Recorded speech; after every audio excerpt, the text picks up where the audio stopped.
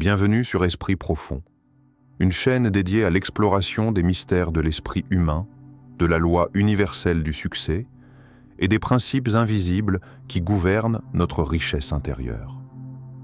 Aujourd'hui, nous plongeons dans un sujet qui remet en question l'essence même de ce que nous croyons être possible. Donne-moi 23 minutes, j'effacerai ta faiblesse. Un appel radical à réveiller le potentiel enfoui en chacun de nous. Ce n'est pas simplement une promesse, mais un défi lancé à notre propre perception de la force intérieure. Nous allons explorer comment, à travers la pensée organisée et une volonté inébranlable, nous pouvons effacer la faiblesse et transformer nos vies. Rejoignez-nous pour un voyage qui va redéfinir vos croyances et ouvrir une voie vers une transformation profonde. L'appel au courage. L'illusion de la faiblesse. Celui qui lutte contre des monstres doit prendre garde à ne pas devenir lui-même un monstre. Et si tu regardes longtemps dans un abîme, l'abîme regarde aussi en toi. Le plus grand ennemi de l'homme n'est ni l'extérieur ni les circonstances. C'est bien plus subtil, plus insidieux, un ennemi que nous portons en nous-mêmes, la faiblesse intérieure. Cette illusion qui se cache dans notre esprit et nous pousse à accepter l'idée que nous sommes faibles, limités, incapables. Et si je te disais que cette faiblesse, loin d'être un fait, n'est qu'un mirage nourri par la peur et l'ignorance, une illusion dans laquelle tu t'es laissé piéger, comme un insecte attiré par la lumière, sans même en percevoir les véritables conséquences. Pense-y un instant. Depuis ton enfance, on t'a appris à écouter cette voix, à écouter ces voix autour de toi qui te disent de ne pas trop forcer, de prendre soin de toi, de faire attention à tes limites. Mais que cachent réellement ces messages? Sont-ils là pour te protéger ou simplement pour te maintenir dans la sécurité de l'inaction? La véritable question que tu dois te poser est la suivante. Quand as-tu décidé d'accepter cette idée de faiblesse? Quand as-tu consenti à croire que tu étais trop fragile pour dépasser tes limites, trop vulnérable pour oser? Dans une société où la peur du risque est cultivée, nous avons appris à prendre les chemins de moindre résistance. Nous avons été éduqués pour nous conformer à un modèle qui valorise la sécurité avant tout. Pourtant, derrière cette façade, se cache un piège subtil. Nietzsche nous met en garde. Celui qui lutte contre des monstres doit prendre garde à ne pas devenir lui-même un monstre. Et ces monstres que nous affrontons ne sont pas seulement ceux qui se dressent devant nous, ils sont aussi ceux qui se cachent en nous, des monstres créés par notre propre passivité. Il n'est pas facile de s'en défaire, cette faiblesse. Elle se glisse dans chaque repli de notre conscience. Mais la vérité est que cette faiblesse n'est pas une réalité inévitable. Elle n'est qu'un produit de notre manque de conscience, de notre incapacité à affronter nos peurs. C'est dans cette incapacité à briser le confort que nous nous abandonnons à cette illusion. Pourquoi se battre quand on peut juste accepter la stagnation? Pourquoi se relever quand on peut rester confortablement là où on est? Mais l'inconfort est la condition du changement. Le vrai courage réside dans la décision de se lever, de briser les chaînes invisibles, de remettre en question cette idée de faiblesse qui nous a été imposée. Imagine-toi dans un combat où l'adversaire semble invincible, mais voici la clé. Ton pire ennemi, c'est toi-même. C'est cette voix qui te dit que tu n'es pas assez fort, pas assez capable. C'est cette peur invisible qui t'empêche de prendre action. Chaque fois que tu acceptes cette faiblesse comme une vérité, tu lui donnes du pouvoir. Et plus tu l'acceptes, plus elle devient forte. À quel moment as-tu nourri cette illusion de ta propre faiblesse? Combien de fois t'es-tu laissé abattre par la peur de l'échec ou par le confort de l'inactivité? Il est temps de remettre en question cette perception de toi-même. Il est temps de réaliser que la vraie faiblesse réside dans l'acceptation passivement imposée de ses propres limites. Lorsque nous faisons cela, nous oublions que la véritable force ne se trouve pas dans l'absence de difficultés, mais dans la capacité à se relever encore et encore, à confronter la peur et à avancer, peu importe les obstacles. Les véritables géants de ce monde ne sont pas ceux qui n'ont jamais failli, mais ceux qui ont su surmonter chaque échec. Ce qui ne me tue pas me rend plus fort, disait Nietzsche. C'est dans le feu de la lutte que nous forgeons notre force. Si tu te reconnais dans cette faiblesse, il est encore temps de tout réécrire. Ce n'est pas toi qui es faible, mais l'idée que tu as de toi-même. Et ce que tu dois comprendre, c'est que cette faiblesse disparaît le jour où tu choisis de renoncer à tes anciennes croyances et d'embrasser ta véritable puissance intérieure. La transformation commence là où la peur finit. La force cachée. Réveille ton potentiel inexploité. Ce qui ne me tue pas me rend plus fort. Imagine un instant que ta plus grande faiblesse ne soit pas un fardeau, mais la clé de ta transformation. Et si ce que tu considères comme une barrière infranchissable, une limitation insurmontable, était en réalité l'appel silencieux à une évolution profonde? Peut-être que ton plus grand obstacle est, en réalité, la source même de ta puissance. Une invitation à plonger dans l'inconnu, à risquer de briser les chaînes de ta propre perception de toi-même pour t'élever vers une version plus forte, plus grande. Ce qui ne me tue pas me rend plus fort. Cette citation de Nietzsche n'est pas seulement une déclaration, c'est une vérité fondamentale du processus humain. Nous passons notre vie à fuir la douleur, à éviter la souffrance, alors que ce sont précisément ces expériences qui forment notre force intérieure. L'échec, la défaite, la douleur. Ces épreuves ne sont pas là pour nous briser, mais pour nous sculpter. La faiblesse que tu ressens n'est pas une fin, elle est une phase, une matière brute dans le processus de ta transformation. Prends un moment pour réfléchir à cette idée. Et si ta faiblesse était le matériau brut avec lequel tu pourrais créer ta grandeur?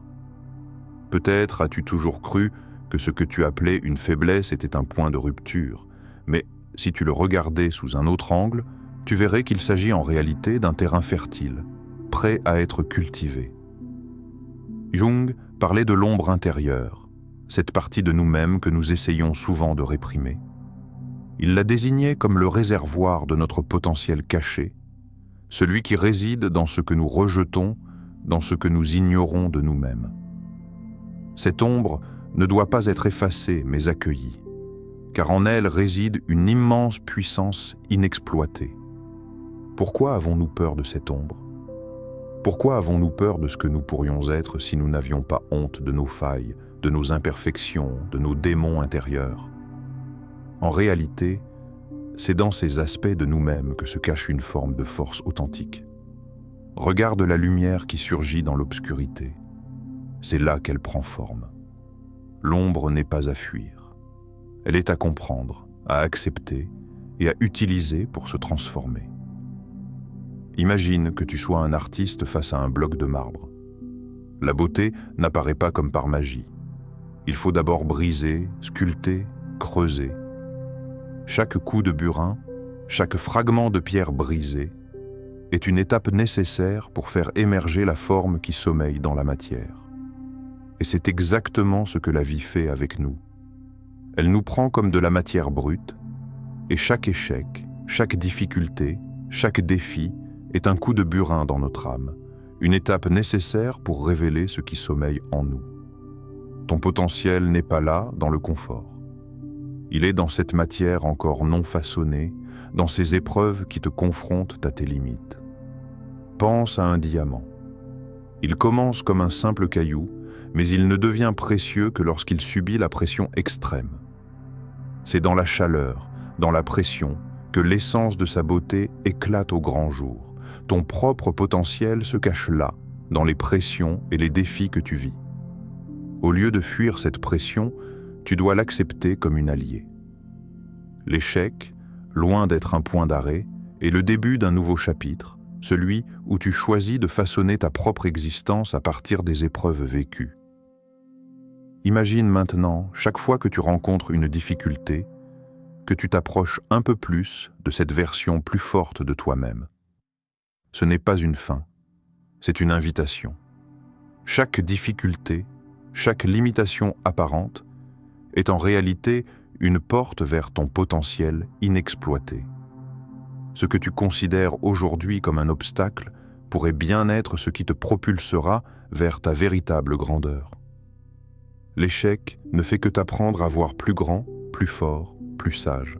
Ne te laisse pas piéger par la pensée que la faiblesse est une fatalité.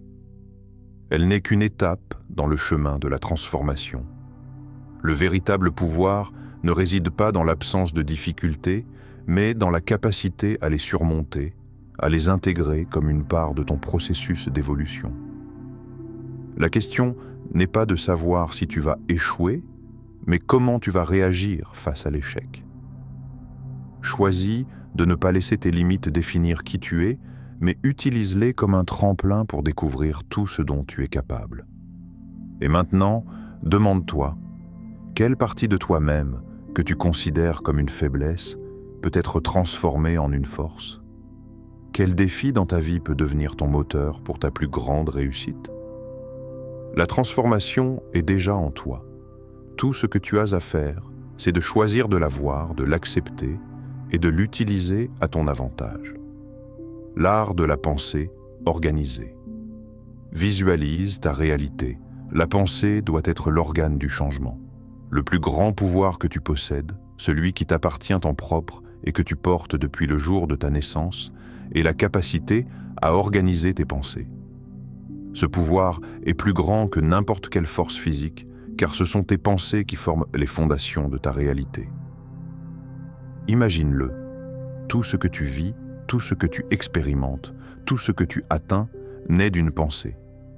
Ce que tu crois, ce que tu acceptes, ce que tu visualises devient peu à peu ta réalité. La pensée est le terrain sur lequel se construit ton existence. Les pensées sont comme des graines invisibles, semées dans l'obscurité. Elles grandissent sans qu'on les voie, mais elles finissent par éclore et donner fruit. Chaque pensée que tu nourris est une graine plantée dans le sol de ton esprit. La manière dont tu orientes ta pensée détermine l'arbre qui en émergera. Chaque rêve que tu as, chaque désir ardent que tu portes est une graine en attente de se concrétiser. Mais pour que cette graine devienne un arbre solide, il faut d'abord que tu prennes conscience de son pouvoir et que tu l'entretiennes avec soin. Nietzsche nous rappelle que la pensée est l'outil principal du changement. Mais qu'est-ce que cela signifie réellement? Ce n'est pas seulement rêver, ce n'est pas simplement imaginer ce que tu veux. Il s'agit d'une transformation consciente et active de ton esprit. Cela demande un travail constant. Ce n'est pas suffisant de rêver, de penser de temps en temps à ce que tu veux. Non, il faut planifier, organiser, structurer ta pensée. Il faut que chaque idée soit alimentée par la conviction, répétée jour après jour, jusqu'à ce qu'elle devienne une vérité incontestable dans ton esprit. Ce processus nécessite de l'effort. Cela demande de la discipline, de la rigueur, et surtout une conviction inébranlable dans le pouvoir de la pensée organisée. Car les pensées, si elles ne sont pas dirigées, peuvent se disperser, s'effriter. Elles peuvent devenir de simples illusions, des rêves sans fondement. C'est là que réside le défi. Comment faire en sorte que tes pensées ne soient pas de simples désirs éphémères, mais des constructions solides et inébranlables qui façonnent la réalité? Le secret réside dans la visualisation. Ne laisse pas tes objectifs flotter dans l'air comme des rêves irréalisables. Visualise-les comme des certitudes, déjà en train de se manifester. Ne vois pas tes rêves comme des souhaits à long terme, mais comme des réalités imminentes. Cela nécessite un changement profond dans ta manière d'aborder la vie. Visualise ton avenir, non pas comme une simple possibilité, mais comme une réalité imminente, une projection fidèle de ce que tu choisis de créer aujourd'hui. Chaque pensée, chaque intention, chaque action doit être un pas vers cette réalité. Il est essentiel de faire de ta pensée ton outil le plus puissant. Si tu veux bâtir un empire, commence par transformer ton esprit. La puissance de la pensée organisée te permet de créer des schémas mentaux qui vont guider tes actions, te permettant ainsi de manifester dans le monde physique ce qui commence dans le monde mental. Ce processus est semblable à celui d'un architecte qui dessine les plans de sa maison avant de poser une seule brique. Si tu ne construis pas les plans dans ton esprit, comment espérer bâtir une réalité tangible? Je t'invite donc à réfléchir sérieusement à ce que tu désires. Qu'est-ce que tu veux vraiment?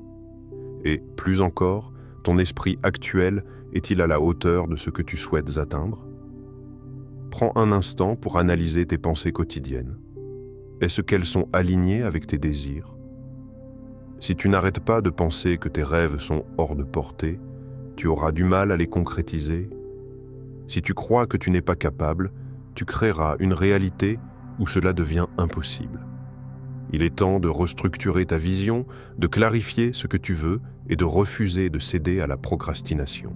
Réfléchis à l'impact qu'aurait une pensée ferme et décidée. Il est temps de prendre une décision ferme de ce que tu veux réaliser.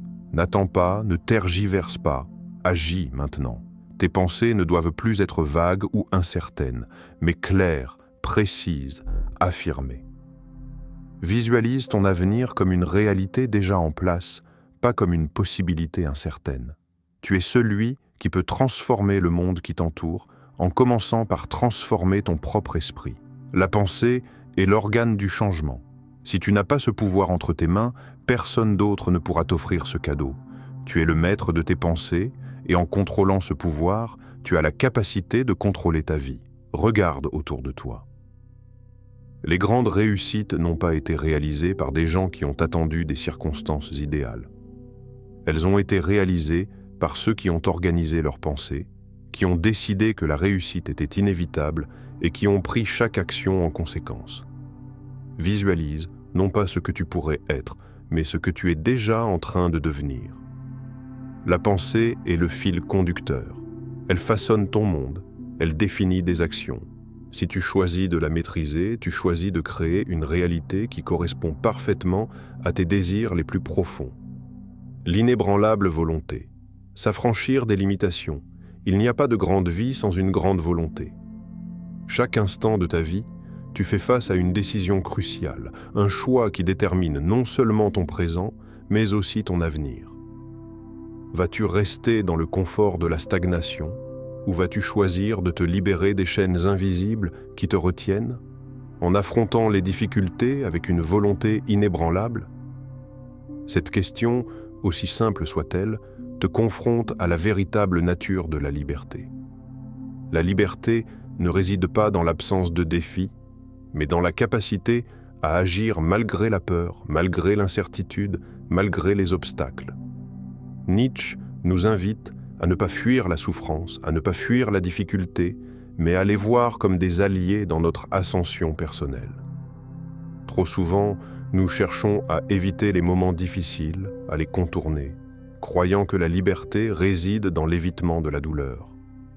Mais la véritable liberté naît du fait de choisir d'agir malgré la peur, d'embrasser la souffrance et de l'utiliser comme carburant pour notre transformation.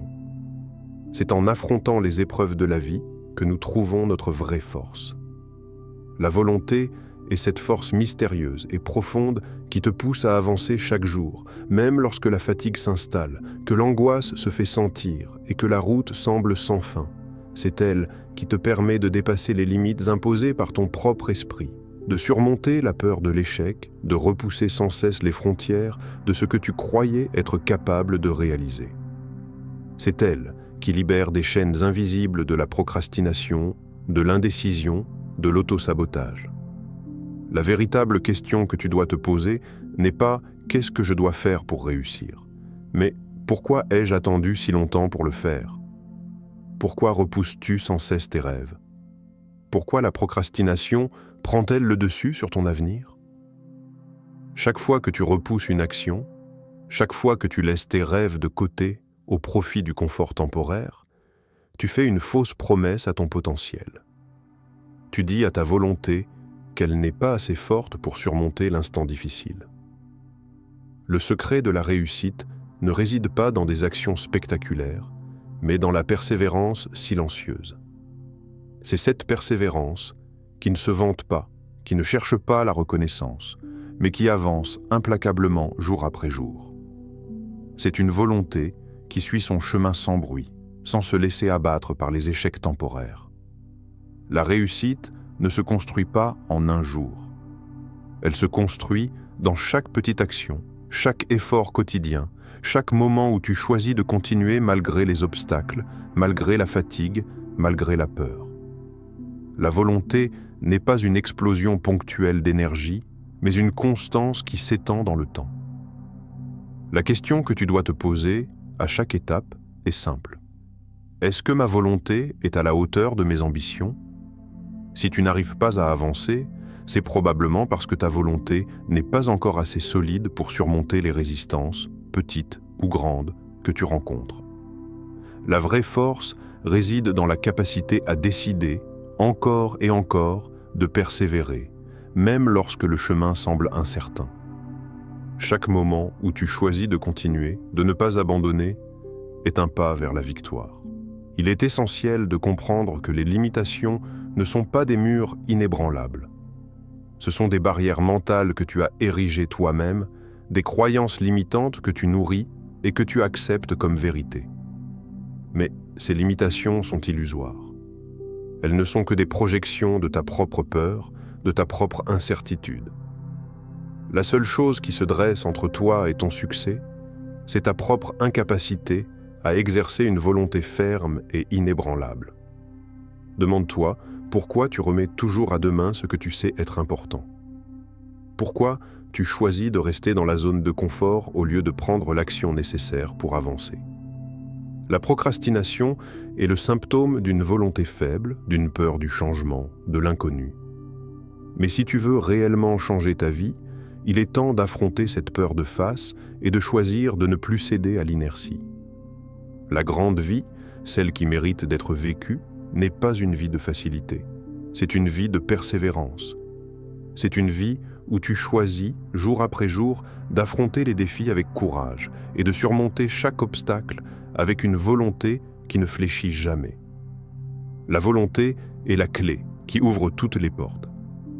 Tant que tu te laisses arrêter par la peur, tant que tu doutes de ta capacité à avancer, tu restes prisonnier de tes propres limites. L'affranchissement de ces limitations commence avec une décision. La décision de te lever chaque matin avec la conviction que, peu importe les obstacles, tu vas continuer à avancer, à lutter, à persévérer. C'est dans cette volonté inébranlable que réside le pouvoir de transformer ta vie et de conquérir tes rêves.